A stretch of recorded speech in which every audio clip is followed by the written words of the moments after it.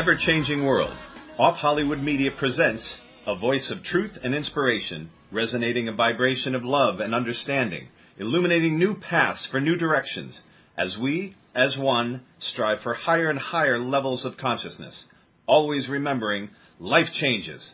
And now, your host, our MC, our master of change, Filippo Voltaggio. Ciao, everyone. I'm so excited because a lot of reasons. First of all, happy 5th of July. Sometimes people seem to forget that there is a 5th of July as well. And I'm celebrating today, just so you know. I'm excited. We've got a great guest, a very interesting man. He's Italian, and he's Alfonso De Rose, otherwise known as Alfonso De Rose. And he's going to be coming on in just a few moments here. He is so many things. He's an NLP expert. He's a hypnotherapist. He's a lecturer and a workshop giver. He helps people with their personal empowerment and self-acceptance, along with many other things. So we won't get into everything that he does until a couple moments from now when I finally introduce him. But in the meantime, it's interesting. You know, I have been pressured for the past couple weeks to talk on the show about something I know very little about. And I've been uncomfortable with that. And I have felt that that wouldn't be in integrity. And yet, few friends of mine in particular have said, you know, Filippo, this is relevant, this is important, this is something that we want to hear about, and I get that. So you know what? I started to look into it more and more. And the subject matter is soccer, and maybe even more specifically, sportsmanship. So I started to do some research. And can everybody still hear me? Hello? Okay, good. So I started to do some research, and I started to see that I actually knew a lot about the subject. And just before getting on the show, it all hit me as to why I wanted to stay away from the subject. Because I was, let's say, I was a victim to all this, although I don't believe in that. I was a victim to the lack of sportsmanship in our world. And all of a sudden, as a child, and all of a sudden I'm thinking, you know, it's interesting. I'll be out with some friends and we'll be throwing around a ball or something, and someone will say, wow, you're really good at this. And they don't expect me to be. Well, it's funny because I don't expect me to be either, because I don't do it very often. And I never was good at it as a child, or so I was told. So we'll be kicking around a ball and someone says, hey, that's a pretty good move. And I'll be just as surprised as they are, because I don't see myself as being able to do that. Why? Because I was told that I couldn't do that. Why? Because as a child, we were not taught sportsmanship. So it's interesting that the World Cup is going on right now on television, and billions of people are watching, and billions will be watching come the actual final, the World Cup. And I have to wonder what FIFA, which is the organization that is running this, that has been running this for many, many years, centuries actually, if they remember that originally, this was about sportsmanship. It's a sport. Or are people making money off of this, and we're just pretending that this is actually a sport, but we're actually watching people doing business out on the field? Nelson Mandela has been quoted as saying that sports has the power to change the world, to inspire, to unite people. And of course, if you saw Invictus, you know all about that, because the movie immortalized what he did. So let's see. There are certain things that have been happening on the World Cup stage that a lot of my friends are really upset about and saying, this is not right. this is not the way sports should be, and why are they calling these things fouls and those things not goals, and why are they doing this against them, and why are people hitting each other like that? Why are people so angry? I thought this was a sport. Where is sportsmanship? Well, it's interesting because I've gone to see my nephew play Little League baseball, and I don't see sportsmanship. And these are little kids, and the parents are getting more upset, and they're beating up on each other verbally with the other parents because your kid did this, your kid did that, and they're supposedly, quote unquote, trying to teach their children sportsmanship. Well, to some people, according to some websites, some people define sportsmanship as treating the people that you play with and against as you'd like to be treated yourself. Sounds a lot like the Golden Rule. According to Merriam-Webster's dictionary, it's conduct. It's fairness, respect for one's opponent, and graciousness in winning or losing. So, where did I not learn sportsmanship? In school, in kindergarten, in first grade, and therefore for the rest of my life. And that's why I've stayed away from sports all this time, because I was under the false impression that I was not good at sports, because we didn't play sports in the home. So when I got to kindergarten, the very first time that I actually encountered other kids, because I lived pretty much in a neighborhood without very many children, and my parents didn't let us go out much, wander outside of our home, I did not know how to play sports. And so when it came to picking kids to be on a team, I was picked last. I also looked like I wouldn't be good at it because I was heavy set, and I looked different from the other kids because I dressed differently. We were Italian American. So I got to learn that I wasn't good in sports because the coach wasn't even teaching these other children about sportsmanship, but they weren't even teaching me how to play. I learned how to play by watching the other kids, but without being coached. What the heck is school for, now that I think about it? So I was picked last in kindergarten or first grade, and from then on, I was picked last forever when it came to sports. Because there was nobody teaching me how to play or the kids how to have sportsmanship. And so now, I don't know how it is in the other countries, but it must be similar, because now the world, in masses of billions, are watching children out on the field acting unsportsmanlike. You know, it's interesting. I have to say that when the game rules were originally written up in England, do you know there wasn't a penalty kick in soccer? There was no penalty kick in soccer. Why? Because it was assumed that a gentleman would not deliberately commit a foul. It was assumed back in 1863 when they wrote these rules. And then by 1891, I think it was, yes, 1891, they brought in the penalty kick because with all the increased competition, they felt it was necessary to do that. Well, I think we've had more than just increased competition. We have some issues going on and being played out on the field. And we're watching this. And are we seeing this, or are we just taking it in that this is just the way it is? This is how sports is played. Now, if people want to beat each other up, and you want to call that a sport, and you want to call that maybe rugby or boxing, that's rugby and boxing. And I'm not saying anything against rugby and boxing. I'm just saying soccer is supposed to be a different kind of sport. And where is FIFA in all of this? And where are we in all of this? And my friends have been wanting me to talk about it, and I didn't want to. Maybe because it was connected to something that I didn't realize that was actually quite hurtful. And that we are hurting more children every day, and we're hurting our world, our population, by allowing these kinds of things to be watched by billions of people. And I think my friends were right. The more of us have this kind of conversation, the more of us can really look at ourselves and look at our world and say, are we really playing, or are we just killing each other out there? And in so doing, killing each other inside.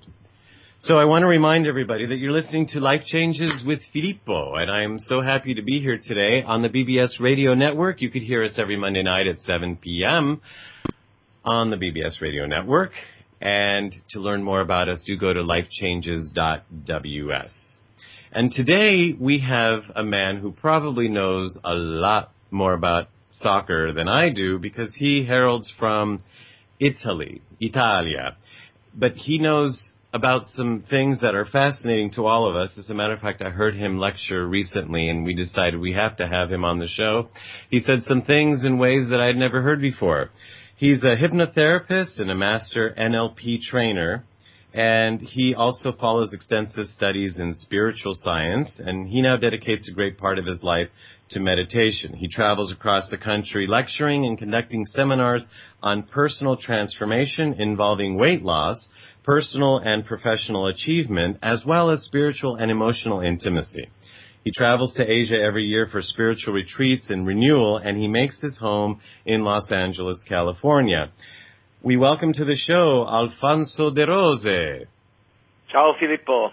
Good to be here in air with you. Grazie, Alfonso. It's good to have you here as well, and I'm glad we're having this conversation. You know, I just realized that coincidentally you probably played soccer as a boy. Were you taught sportsmanship?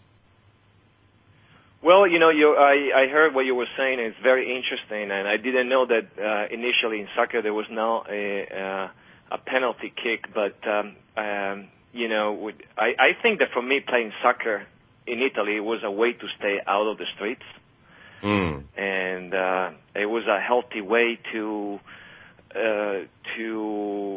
compete in a friendly way. And sometimes, you know, when you are a little lost like a child, it's better to play sports in a certain way than go in the street and compete in different and stupid ways, like we see in gangs here in LA, in Italy a lot as well, in a different way though. Absolutely. So, but I definitely am a soccer lover. Absolutely. There's so much that sports can offer. I wonder if we've kind of gotten away from that a little bit, and maybe we just need to get back to it. Right. So now you interestingly enough, you started out, since we're talking about sports, you started out into more of a personal sport as well, which was bodybuilding. That's how you kind of hit the world stage yourself, right? Yeah. I came from a background of different sports, from soccer, of course, ski, and believe it or not, American football. Okay, in Italy, all right. In Italy, yeah. I played semi-professionally in American football. We had a coach from Penn State University.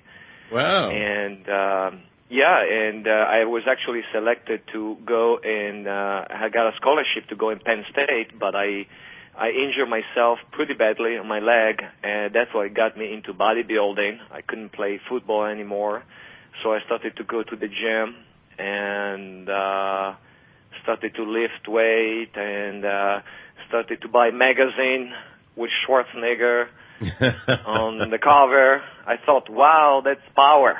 That's power. And I said, well, I want a body like that. And soon enough, I started my bodybuilding competitions. I won the Italian championship. I started to compete around Europe. It was fun. I learned a lot about discipline. And I also learned what I don't want in my life, which is, hiding behind a body that is not really mine. You know, Alfonso, that's one of the things that really got me when I was sitting there listening to you in person. And you're so open and you're so honest. And I don't know too many men, although I'm meeting more and more every day, and this is a sign of the times, of course. Don't know too many men that would say that they were hiding behind a body that wasn't theirs when their body looked like the kind of body that so many men want to look like. Mm-hmm. What are you meaning by that, first of all? Well, most of bodybuilders are people that they try to have some kind of to give an image of what they are really not. Most of bodybuilders, they look very, maybe macho, very strong, but deep inside they're very sweet.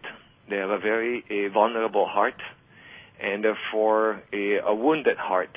And so often the muscles is just some kind of protection, or just given an image of power that it's false. And so that's what happened to me as well, and I see a lot in many guys and girls as well that go into bodybuilding journey. It's a need to find some kind of power and protection outside ourselves, and muscles are nothing but some kind of protection. It's good to exercise. It's good to have a good body, but when we go to an extreme, and how I was, for example, if I didn't have my six packs and I didn't have my big arms, I felt very naked. I felt very vulnerable. I felt very weak. And I'm very open about it because I guess I was able to let go this false image and just to tap into my vulnerability, which is actually my power. And I'm very open to talk about it because that is the source of power. That's the beauty. It's so ironic. You're saying the vulnerability is a source of power. Before we move forward, let's start a little backwards, or let's go backwards a little bit. You seemed like you had everything going for you. Your father was well known. He was in Congress, I guess, and you all were doing fairly well, and you were doing well as far as popularity because you were good in sports and a fine-looking young man and all that. Why did you feel you needed power? Why did you feel you needed to protect yourself with muscles? Well, I came from a broken family. My father left when I was very young, and my mother ended up in a mental hospital. And I was a young man. I was 6 years old, and I wanted to find a way to help my mother, to be strong for her, and to deal with life without having my father around. And also my father came from south of Italy, so even when he was around, his way of teaching, they were very rough. And I also wanted to protect from him in a way. So wow. When you're at that age and you just want to look for some kind of strength, and you see someone with big muscles, and you say, wow, that's power. That is strength. But again, I would try to compensate a wounded heart. Wow, Alfonso, thank you so much. If we ended the interview right here, this would already have helped a lot of people. It's just so powerful. But of course, there's so much more you have to offer. So, how did you come to understand that this is what you were doing? Well, because when I came to the United States, I was 23 years old. I had to work very hard. I had to learn a new language. I realized that the muscles that I had, they didn't serve me anything. I felt very weak again.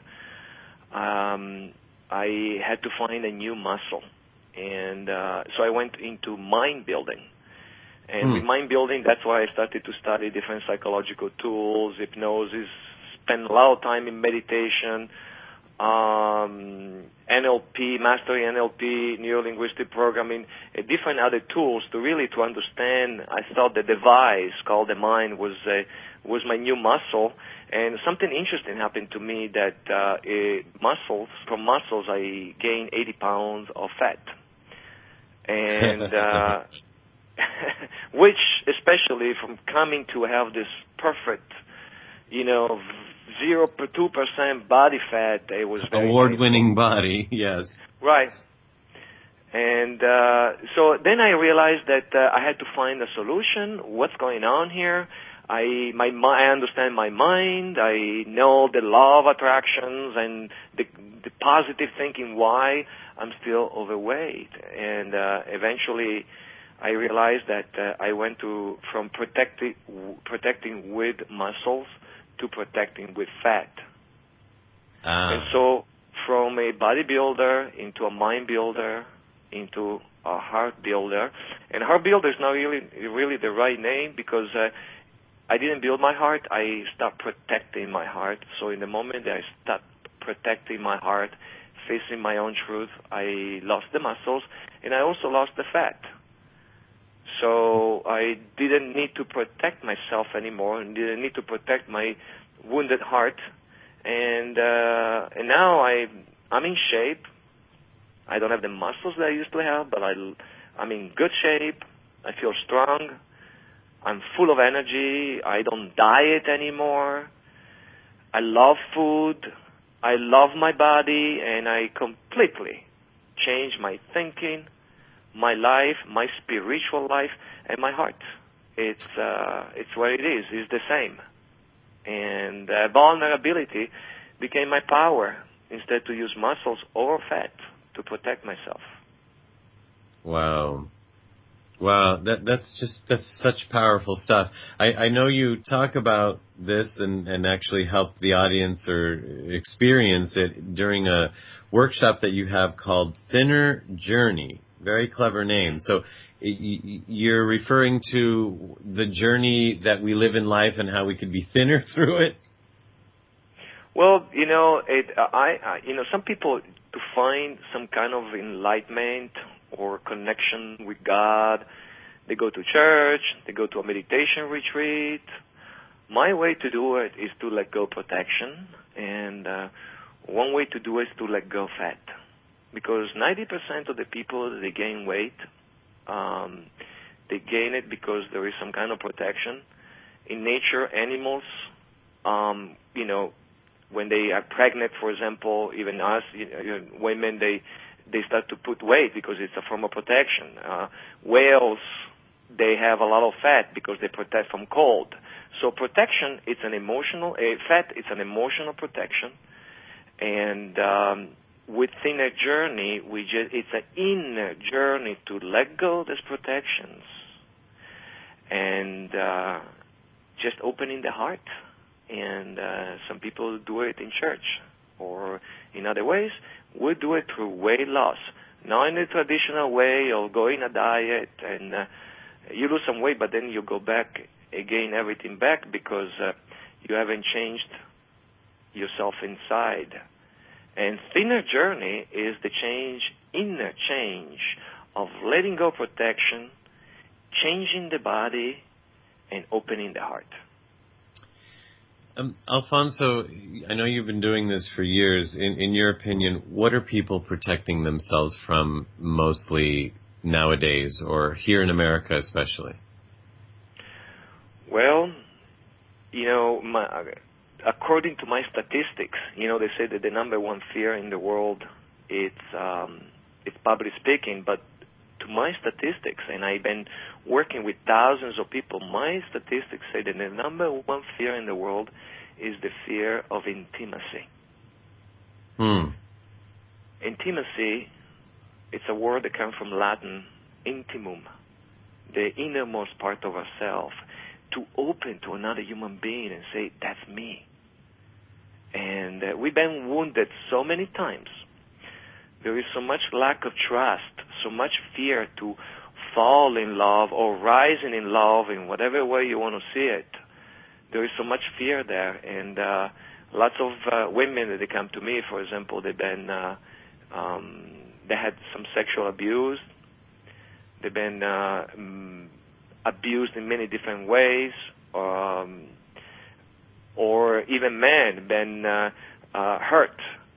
They are experiencing pain because maybe they are not following the path in life, and so basically everything that is close to our heart, whether it's love,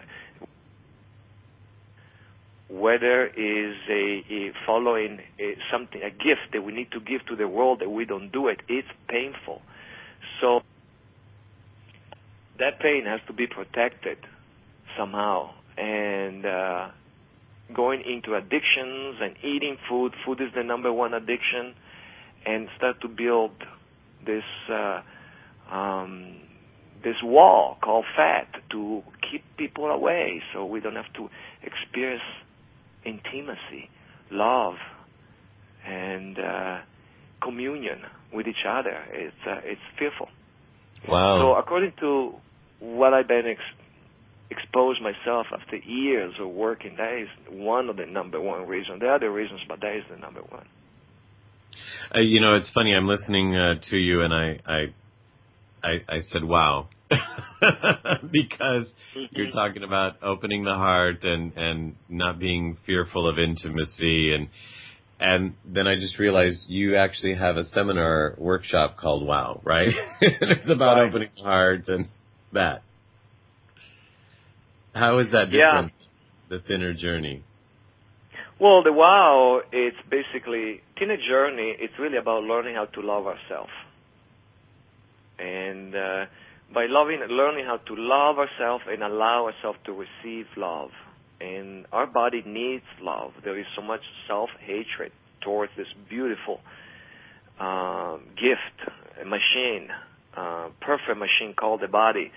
The wow, it's about opening from within. I call it wow because people that go through this seminar, usually when they come out through this experience, the first thing that they say is, wow. Wow. It's the opening. It's the intimacy. It's the vulnerability. It's the power. It's love. And we work with couples, singles. Some couples, they take it and they just experience a deeper intimacy. A lot of singles, they take it because if we are not intimate with ourselves and open with ourselves first, it's not easy to be intimate and open with somebody else. So it's a workshop for singles. But sometimes when couples take it, they just happen to go deeper into each other, into a communion state. And but wow, it's a word that comes, the equivalent word would be agape, which means this opening as love is the highest state of love, where there is now a cause and effect. Falling in love, it's the source of love within. It's an opening, a surrendering of letting go and feeling that inner joy that can happen just by letting go and allow our vulnerability and sensitivity and openness to be there. Well, wow. It's a word I use often, actually. And very clever of you to put that together like that. Well, I want to remind everybody that we're talking to Alfonso. Actually, do you say Alfonso De Rose or do you say Alfonso De Rose? Well, I like Alfonso De Rose, but, De Rose, it's, we are in America, and okay. It's easier. All right, so we're in America, allora non parliamo in italiano, parliamo solo in inglese. Alfonso De Rose is a hypnotherapist and a master NLP trainer. He has several workshops that he offers, from the Thinner Journey to New Man of the Millennium, Laser, and WOW, W-O-W. He's going to be giving examples of those workshops here in Los Angeles for those of you who are interested on July 6th, July 7th, and July 14th, all here in Los Angeles. The 6th will be on the Bodhi Tree, or at the Bodhi Tree, the 7th in Calabasas at Om Dancing, and the 14th at the Gateway, the Portal of Learning. And I understand that, Alfonso, you're offering a 2-for-1 at the Bodhi Tree. If one person comes in paid, the second person comes in free. So that's July 6th at the Bodhi Tree. But in case you don't remember that and you don't get to the archives in time for the seminar, go to www.alfonsoderose.com. That's A-L-F like Frank, O-N-S-O, D-E, ROSE.com, AlfonsoDeRose.com. Alfonso, you said something, actually I didn't say something. I didn't say that you're listening to Life Changes with Filippo on the BBS Radio Network, and to learn more about us, you could go to lifechanges.ws. And of course, actually, you can also learn more about Alfonso by going to our website. And you can hear this show in the archives. At the moment, they are all free. So you could hear this show and any others that we have done on the BBS Radio Network at our website, lifechanges.ws. And Alfonso, when I saw you speak last, you said something that I thought was absolutely brilliant. You drew up on the board the reasons why people want to be thin. And then you had the reasons below as to what they were feeling now. And you had this up and down action thing kind of going, saying if you lose weight, then you're up here and you feel this, but then you gain weight. So I don't want to get into it. I want you to tell us, please, because what you were really getting at is what's really missing besides the weight issue, right? Mm-hmm.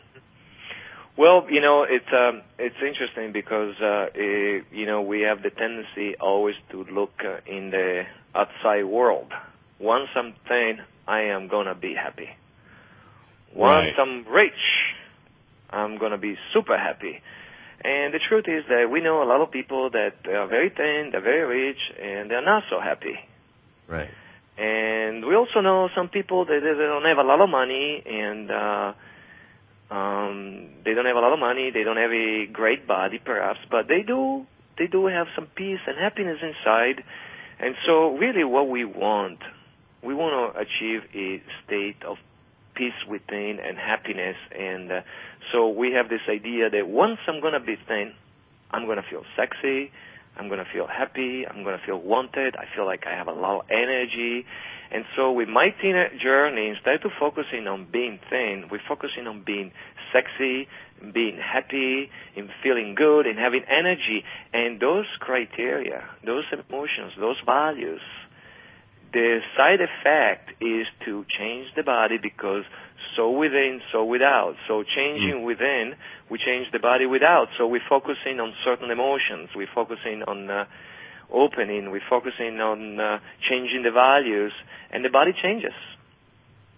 And not just the body, the finances, relationships, many things in the outside world, they change once we change the world within. And so we remove the blockages, the limited thinking, and all this way of living that they actually transform the body into a protecting machine and keeping the weight on. It's an inner journey. And so instead to go become thin and then happy, we suggest to be happy and then thin. The happiness is the side effect. And one of the things I say all the time to my students is that once you lose weight, you're going to be thin or you're going to be rich, you're not going to be happier. It's just better to have misery in life and be thin and rich, because it's just one less problem. But it's now the key of happiness. It's now, and a lot of people, they come to my seminars, especially here in Hollywood. I have to be thin, otherwise nobody's going to love me, nobody's going to accept me. I need to look like a movie star. And I just say, no. First you got to love yourself. First you have to learn how to open. First you have to learn how to circulate certain emotions, and then the body will change. Because Filippo, if you see someone that wakes up in the morning and he slept only 1 hour, you will see some circle under the eyes, because the body never lies. The body speaks the truth of what's going on inside. If you're tired, the body will say it. If you're getting older, the body will say it. If you're overweight, there is something that the body is saying that it's happening within. So the fat, it's a message. The source is within. It's in our mind, it's in our spirit, and in our emotional body as well. Wow. It just seems that everything we've learned is backwards. Yeah, it's amazing. What you're saying in a nutshell is first you got to believe it, and then you'll see it. And what we've been taught is we're not going to believe it until we see it. True. And so is it hard for you to get people to see things this other way? Well, let's just say that it's not easy. And it's not easy because obviously all these people, they come to me, they've been brainwashed by years of dieting, by years of fearing food, by years of thinking that we have to work out 20 hours a day in order to have a good body. It's not easy. I'm lucky because I am a living example myself. I've been in both ways. I've been thinking like a dieter. I've been exercising like crazy. And I got to a point with diets that didn't work anymore. And the reason why diets sometimes they work and sometimes they don't work because the mental state, emotional state, the spiritual state has changed. So I have examples of testimonials of people that been go to my seminars, so I just present these people and say, hey, listen, if it works for them, it can work for you. It's not very easy to let go the past, to let go what we believe. And sometimes, you know, I always say one thing. Do you want to be right and fat or wrong and thin? And because, you know, we say it, and diets don't work. And we can just keep believing that they do something, we want to just stick with that. They do not work. And so, you know, initially it's not easy. I explain the things in a very detailed way, and because I had those experiences and changes in myself. And then eventually, most of the people, they really have their results, and they change their mind, and they just go into the path of freedom, not the path of fear, not the path of deprivation, not the path of being living in a rigid way, but in a loving way, in an easy way. They're making love with food, we call it, relaxing and not being afraid of food. And like I have to say this, I brought it from me by my grandparents in Calabria. They were making love with food, and they had this amazing body. And so that sounds like it's important. Could you say that again, actually? Because you know, Americans tend to have an image of Italians as overweight, but that's not really true. And yet Italians eat really good food, and they do eat pasta and bread. They are more overweight nowadays than they used to be because they're also eating more of the same things that we do in America. But I don't remember seeing a lot of overweight people when I went there the first time. So say what you just said again, because it's very important. Yeah, no, you're absolutely right. And, you know, things are changing now. But growing up, you know, there were some people, you know, a little overweight, but there were no cases of obesity, and everybody ate fat-full milk, pies with sugar inside, and, you know, real food, the food that we fear now.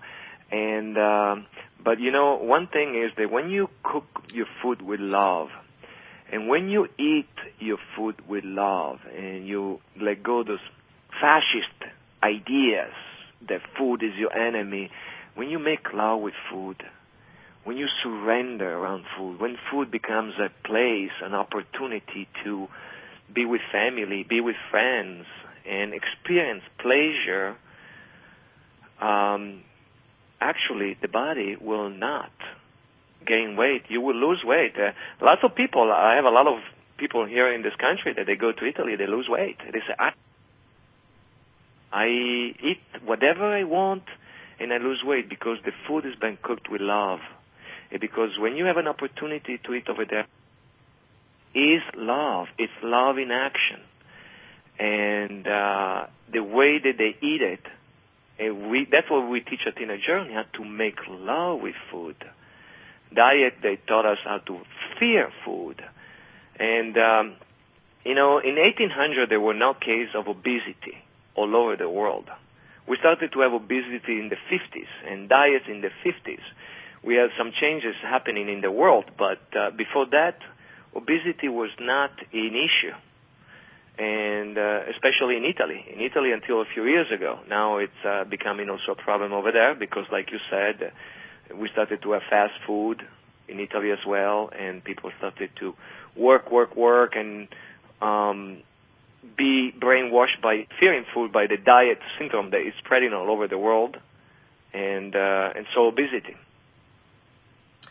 You know, Alfonso, I wanted to talk about several other things with you, but this is so important. I see people suffering all over from not just obesity, but the fear of food, or the anger that they have with food. Even when people joke about, oh, I'm eating this, it has no fat, and I mean, the jokes that we make about food, it's the one thing that we use to truly nourish our body, and yet, first of all, we're not getting that much nourishment because of the minerals are depleted and all of that, and then things have been overcooked or overprocessed or chemicals are in it. But even still, even with the little that we could get from that, we put so much bad energy on it. How could we ever tend to gain from that? Yeah, it's interesting because you know, in many traditions, in the Hindu tradition, they give you the prasad when you go to the temple. There is the blessed food. In a Catholic and different Christian tradition, you know, they give you the bread, which is the body of Christ, and it's a communion. And the truth that we need to have a communion with food all the time. We have to treat food as we are eating the divine, because through food we get energy. It's love in action. And diet is just, with a diet mentality and culture, we learn the opposite. And so there is a lot of fear. Fear of carbohydrates, the fear of fat, the fear of the calories. And the truth is that fat is necessary. Carbohydrates is necessary.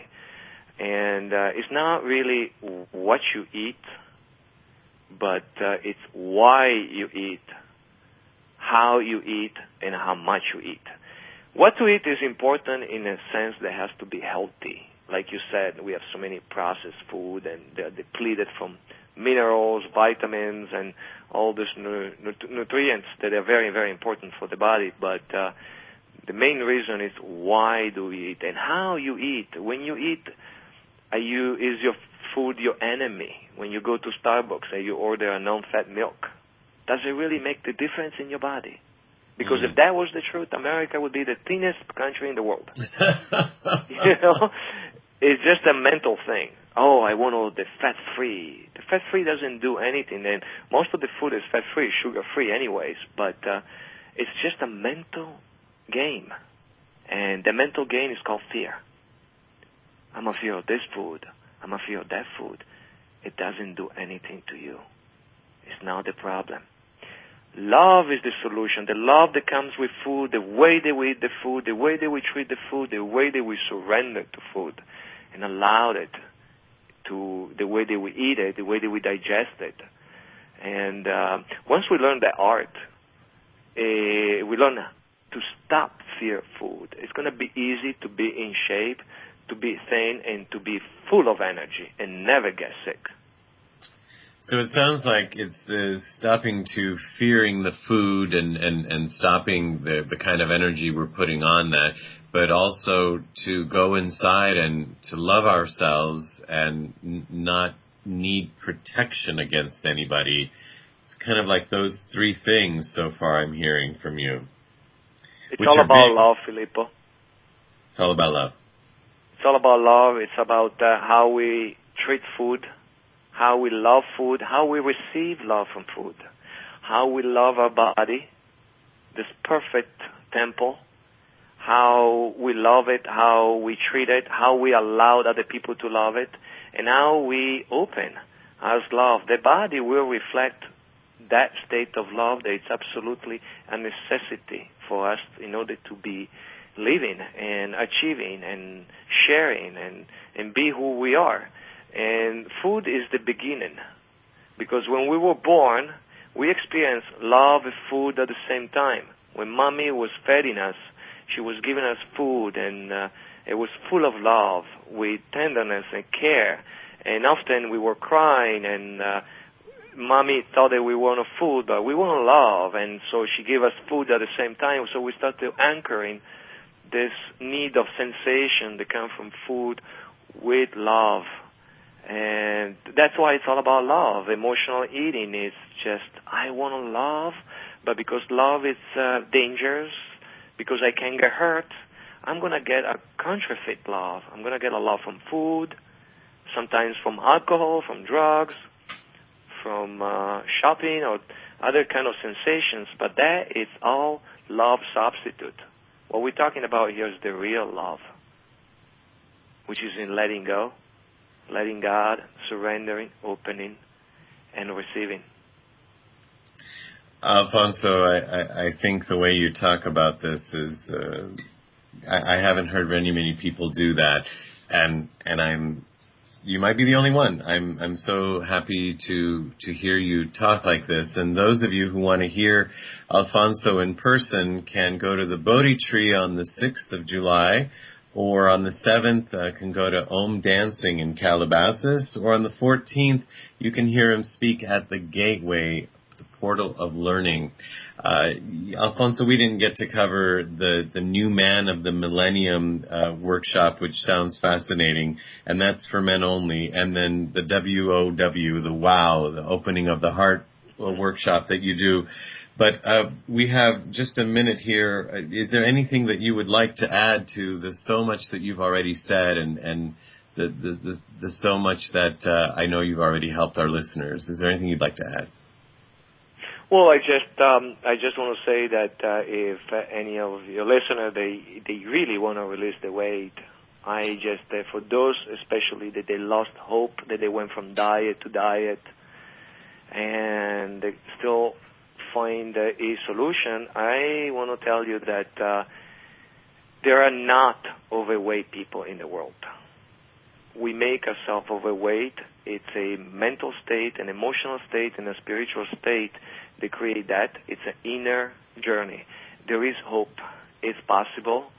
And it's all about love again. It's all about surrendering. And for some people might think, oh, love? What kind of language this guy speak? Come and experience it and release the weight. Yeah.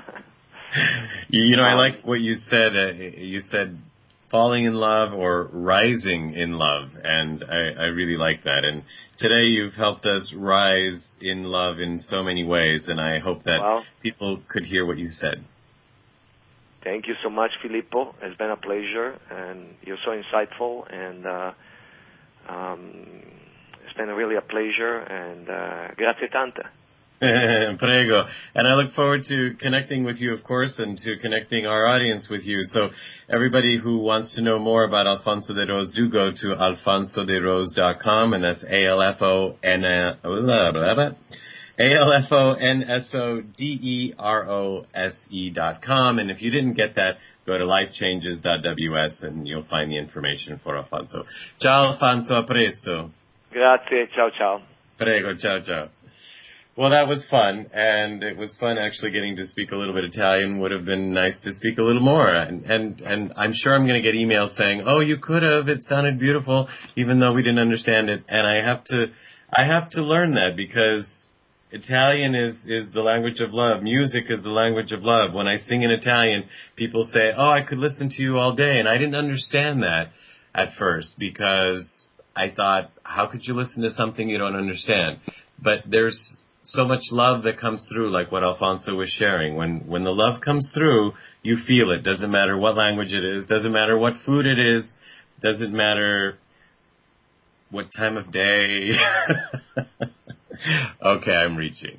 But now I'm reaching to have Dorothy Lee Donahue join us with her How to Be the Change You Wish to See in the World segment. Here's Dorothy Lee Donahue. Hi. I get hundreds of invites a week to groups and to events through Facebook, and I usually delete most of them without giving them much of a glance. However, one of them really got my attention yesterday. It was from Laura Fox, and she titled her group, This is a test of our response ability. 2 words, response ability. And then she went on to describe a major pollution crisis that I've known about for several years. Here's what she had to say about it. We've got a plastic waste dump the size of many Texases in the North Pacific and probably in other ocean gyres. We've got millions of barrels a day flowing into the Atlantic via what scientists are calling the irreparably damaged Gulf floor. Not to mention the waste in all of the landfills. Irreparably damaged? We ought to be paying attention now. Are we? And that plastic shows up in the mother's milk and the human animal tissues around the globe, and the oil will be showing up soon in the same places. Are we going to do something about it? Laura asked. On our behalf and on behalf of the planet. I'm just curious, she says. But here's the good part. She actually goes on to offer 13 potential action steps for us to take to get the ball rolling. And she gives the rest of us credit for having probably thought of these and or other steps. And she asks us to begin doing them and posting and sharing our ideas with the world via our Facebook pages or anywhere that you and I may be able to inspire our human family. I thought that this would be an easy thing to do when I took a look at her first step. Refuse to purchase anything that comes in a plastic container of any kind, no matter what. So I patted myself on the back because I didn't buy bottled water. But when I was unloading my groceries, I realized that the dishwashing liquid, the frozen blueberries, the vitamin C, the hand lotion, the toilet paper, the paper towels, the broccoli, the salt, the pepper, the candles, the avocados, etc., etc., etc., all of it was either wrapped in plastic or came in a plastic container. So Laura must have seen this challenge because she addresses this in her potential action step number 2. Make videos and posts of the process of not buying stuff in plastic to show others how we manage to do it. I can't wait to see those posts because right now I don't know how to begin to do that. When I look around and I see that everything that I consume is in some kind of a plastic container. However, I can get behind potential action step number 3. Get a diesel car and start running biodiesel. Number 4. Pray, meditate, and visualize every day for human beings to wake up, for the Gulf floor to be fixed, and for the plastic and oil pollution to stop on this planet. I have written an Imagine meditation, which has become very popular, and I do it once a day. We are the power in our world, and if we imagine that things are a lot different than they are, that is one action step we can take.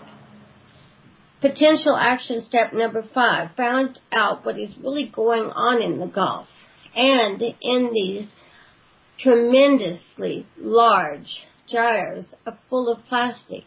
Educate ourselves fully and take responsibility for our own part of this mess. For the other potential action steps, you can go to Facebook and find Laura Fox, or you can ask me to be your friend and I'll send you the rest of the potential action steps. I'm grateful to Laura for not only pointing out the problems we face, but for offering the potential solutions. Each of us needs to respond with action, intelligence and insight, intuition, habit changes, and diligence if we wish to become the change we need to see in the world. We may not be willing or able to do each of her 13 action steps, but if we choose to do as many as we can, we will make a difference in our world. And we're intelligent beings. We can come up with action steps of our own. So let us encourage and support one another in making these difficult changes. And let's share our processes of making these changes so others can make them too. Until next week, please remember that you are the power in your world. You are the guru you've been waiting for. You're the only one who can end your suffering, and you can do this by beginning a love affair with you. Choose to become a very conscious co-creator by making elegant choices, and never forget that you are powerful beyond measure, and that you are loved, you are lovable, and you are loved.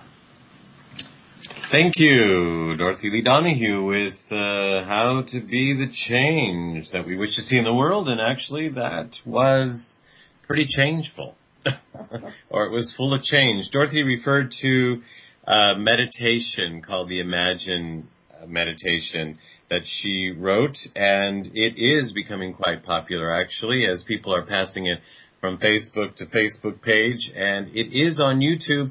You could find it by putting in Life Changes with Filippo or Imagine. Actually, if you go to lifechanges.ws, that'll be the easiest way to find it. And we'll make sure that it's there. It's already there. But we're working on a new website, and we'll make sure that it's on the new one as well. So with that, we thank Dorothy Lee Donahue not only for the meditation, but for reminding us on how to be the change. I want to remind everybody that Dorothy Lee Donahue's energetic alchemy workshop that she created and that is gaining so much momentum is happening this coming weekend as well. So for those of you who don't know about it, you can go to energeticalchemy.com. That's energetic with a C, and then alchemy, ALCHEMY.com. And learn more about that. It's a brilliant course, and it has so much to offer, and you can read testimonials, etc. And if you didn't get that, of course, at lifechanges.ws, you can find more information on there by clicking on About Us and on clicking on Dorothy's name.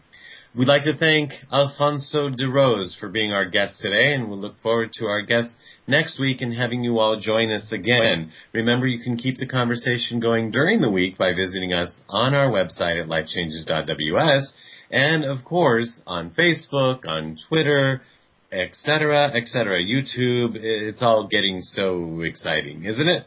Today's show has been made possible in part by our sponsors, Ionways Water Systems, change your water, change your life, and Love and Miracles and Energetic Alchemy. To learn more about them, visit our sponsor page on our website and click on their respective links. I am Filippo Voltaggio, and it has been my pleasure being of service by hosting Life Changes with Filippo today. I, along with our segment hosts and producers, Dorothy Lee Donahue, Mark M. Lejeune, and our engineer, Seth Hendrick, thank you for being part of the show, being part of the change we all wish to see in the world. Ciao, everyone. You have been listening to Life Changes. Join us here every Monday night at 7 p.m. Pacific Standard Time, and visit us on the web at lifechangeswithfilippo.com. That's Filippo, Filippo. And follow our community on Facebook at Life Changes with Filippo. Join us here next week as we consciously embrace and explore the only constant, life changes.